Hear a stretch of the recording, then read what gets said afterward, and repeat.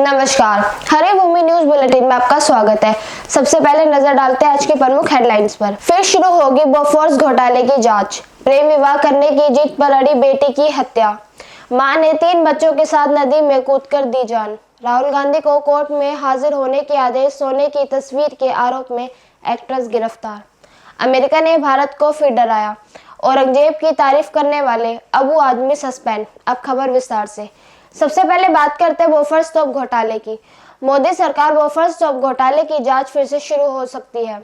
कथित घोटाला 1980 के दशक में राजीव गांधी सरकार के समय हुआ था। उस समय आरोप था कि कांग्रेस ने स्वीडन से तोपें खरीदने के सौदे में जमकर घोटाला किया था। अब बोफोर्स घोटाले का जिन एक बार फिर बोतल से बाहर आने को तैयार है, जिसकी तैयारी भाजपा ने पूरी कर ली है। सीबीआई ने बोफोर्स घोटाले को लेकर अमेरिका से मदद मांगी है। कुछ दिन पहले सीबीआई ने अमेरिकन न्याय विभाग को एक पत्र भेजा है। इसे एक विशेष अदालत ने जारी किया है। सीबीआई माइकल हर्शमैन से जुड़ी जानकारी चाहती है। हर्शमैन अमेरिका की एक प्राइवेट जासूसी कंपनी के प्रमुख हैं।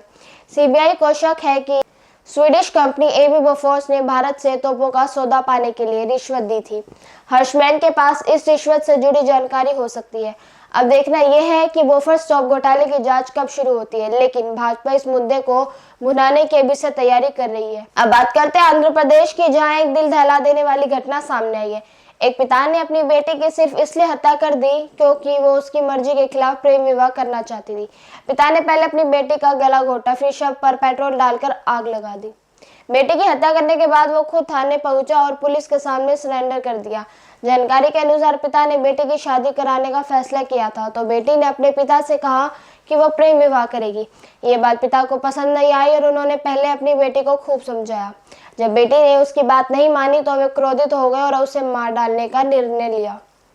पहले से बनाई गई साजिश के अनुसार पिता अपनी बेटी को अनंतपुर जिले के कंसापुरम गांव के पास थिक्का स्वामी मंदिर ले गया। वहां उसने अपनी बेटी को फांसी पर लटकाकर मार डाला। बाद में शव पर पेट्रोल छिड़ककर आग लगा दी। इसके बाद हत्यारोपी पिता पुलिस स्टेशन पहुंचा और आत्मसमर्पण कर दिया। अगली खबर कर्नाटक से आ रही है, जहां पारिवारिक कलह ने मां और उसके 3 बच्चों से उसकी जिंदगी छीन ली। मां और उसके 3 बच्चों ने कृष्णा नदी में कूदकर अपनी जान दे दी। इस दर्दनाक हादसे ने पूरे इलाके को झकझोर कर रख दिया है। मृतकों की पहचान 38 साल की शारदा ढाले, उसके 8, 10 और 14 साल के बच्चे के रूप में हुई है। खबर के मुताबिक महिला का उसके पति से हर रोज झगड़ा होता था। वो रोज रोज के आपसी कलह से तंग आ चुकी थी। आखिरकार महिला ने अपने 3 बच्चों के साथ नदी में कूदकर आत्महत्या कर ली। पुलिस ने पीड़िता के पति अशोक ढाले को हिरासत में ले लिया है। पुलिस उससे पूछताछ कर रही है। ये घटना कुराची में हुई है। अब बात करते हैं कांग्रेस नेता राहुल गांधी की। लखनऊ की कोर्ट ने कांग्रेस नेता राहुल गांधी पर 200 रुपए का जुर्माना लगाया है। साथ ही उन्हें 14 अप्रैल को कोर्ट में हाजिर होने के आदेश दिए हैं। कोर्ट ने चेतावनी दी है कि यदि वे इस तारीख को भी पेश नहीं होते तो उनके खिलाफ कठोर कानूनी कार्रवाई हो सकती है। राहुल गांधी ने 17 दिसंबर 2022 को महाराष्ट्र के अकोला में आयोजित प्रेस कॉन्फ्रेंस में स्वतंत्रता सेनानी वीर सावरकर पर विवादित बयान दिया था। उन्होंने सावरकर को अंग्रेजों का नौकर और पेंशन लेने वाला कहा था। शिकायतकर्ता ने यह बयान समाज में वैमनस्य और घृणा फैलाने की मंशा से दिया गया था। इतना ही नहीं, प्रेस कॉन्फ्रेंस में पहले से तैयार पर्चे भी पत्रकारों के बीच वितरित किए गए थे। अब खबर कन्नड़ सिनेमा की जानी मानी एक्ट्रेस राणा राव की, जो विवादों में घिर गई है। उन्हें बेंगलुरु एयरपोर्ट पर सोने की तस्करी के आरोप में गिरफ्तार किया गया है। तलाशी के दौरान राणा के पास से करीब 14.8 किलोग्राम सोना बरामद हुआ। वो अपने कपड़ों में गोल्ड छुपाकर लाई थी। राणा को 14 दिन की न्यायिक हिरासत में भेज दिया गया है। गिरफ्तारी के बाद सोशल मीडिया पर उनकी तस्वीरें वायरल हो रही है। गिरफ्तारी के बाद राणा राव ने एक चौंकाने वाला दावा किया है।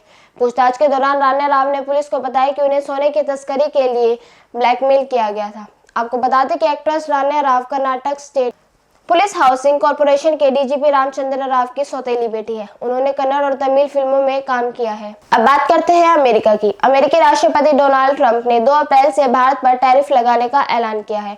उन्होंने कहा कि भारत हमसे 100% से ज्यादा टैरिफ वसूलता है। हम भी अगले महीने से ऐसा ही करने जा रहे हैं। यह ऐलान उन्होंने अमेरिकी संसद के जॉइंट सेशन में किया। उन्होंने रिकॉर्ड 1 घंटा 40 मिनट का भाषण दिया। ट्रंप ने कहा कि उन्होंने 43 दिन में जो किया है वे कई सरकारें अपने 4 या 8 साल के कार्यकाल में नहीं कर पाई। इसके अलावा ट्रंप ने पाकिस्तान को शुक्रिया भी कहा। ट्रंप ने कहा कि 2021 में अफगानिस्तान में आतंकियों ने 13 अमेरिकी सैनिकों की हत्या कर दी थी। उन्हें पकड़ने में पाकिस्तान सरकार ने मदद की। अंत में बात करते हैं औरंगजेब की तारीफ करने पर चौतरफा घिरे समाजवादी पार्टी के नेता और विधायक अबू आजमी की। अबू आजमी को महाराष्ट्र विधानसभा से सस्पेंड कर दिया है। महाराष्ट्र में आजमी के बयान पर बीजेपी और शिवसेना ने मोर्चा खोल दिया था। अबू आजमी के खिलाफ 2 एफआईआर भी दर्ज की गई हैं। बुधवार को आजमी के खिलाफ निलंबन की कार्रवाई की गई। अबू आजमी मुंबई की मानखुर्द शिवाजी नगर विधानसभा सीट से चौथी बार चुने गए हैं। आजमी ने कहा था कि औरंगजेब निर्दयी शासक नहीं था। बयान के तुल पकड़ने पर उन्होंने अपने बयान के पीछे इतिहासकारों का हवाला देते हुए माफी मांगी थी। महाराष्ट्र विधानसभा से अबू आजमी का निलंबन पूरे सत्र के लिए किया गया। 3 मार्च से शुरू हुआ बजट सत्र 26 मार्च तक चलेगा। निलंबन की कार्रवाई के बाद अब अबू आजमी विधानसभा की कार्रवाई में भाग नहीं ले पाएंगे। ऐसे ही खबरों से जुड़े रहने के लिए देखते रहिए हरिभूमि टीवी और अधिक विस्तार से जानना है तो हरिभूमि अखबार पढ़ें।